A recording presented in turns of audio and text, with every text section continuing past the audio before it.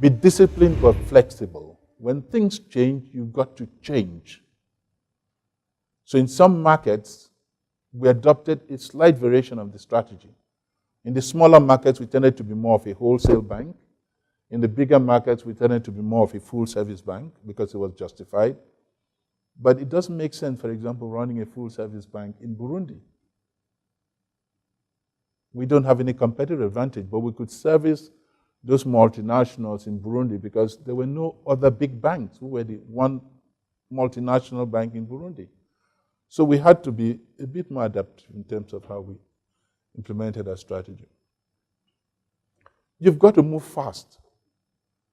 Don't get into this paralysis of analyzing and analyzing and analyzing and analyzing. And at the end of the day, it's like the National Geographic thing. The little bird grows up and the mom kicks the bird out of the nest, and you have to either fly or fall. At some point, you've got to take a decision. You take an informed decision. Do your homework, but be bold about it. If I have the biggest regret I have with Ecobank is that we didn't move fast enough. If we moved much faster than we did, we probably would have achieved a lot more, and we probably would have avoided some of the challenges that eventually faced the company. Some of the key issues I want to share with you: get the people right, but work with what you have. It's very easy in companies to think, oh, I need new talent, I need smart people, I need all of that. So yes, you need them, but just keep in mind that you grew the company with the people in the company. So they must have done something right, or else you wouldn't be where you are. So work with the people you have and bring in fresh talent as and when you need it. That's what we try to do. Get the governance right. And the governance goes beyond just the board of directors. What we did was we assembled probably the most diverse board of directors of any bank in Africa. We had 11 nationalities on the board. In retrospect, that was probably a mistake, but it was a very diverse board.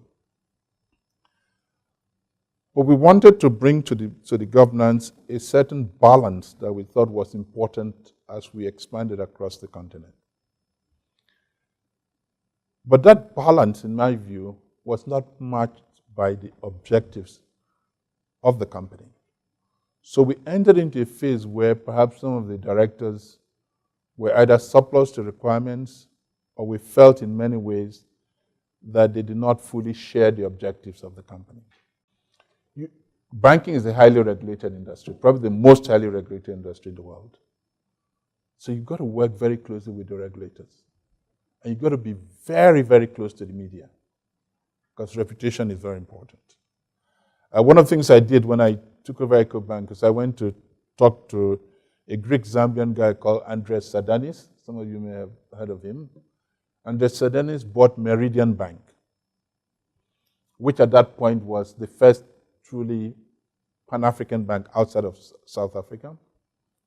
And the bank, as you know, went bust. I think it was 5 years later for various reasons. But I thought I should go and ask him. I said, Mr. Sadanis, what did you do wrong? Of course, there was nothing he did wrong personally. It wasn't his fault. But he did say two things which is very important. He said, please make sure you work very well with the media and work very well with your fellow bankers, other banks in the region. So we did that very well. And that was important to us because we were able to build good relationships. I think that's the point Nick was making, good relationships with the media, the regulators, the governments, and all that. And that was part of the Ecobank story.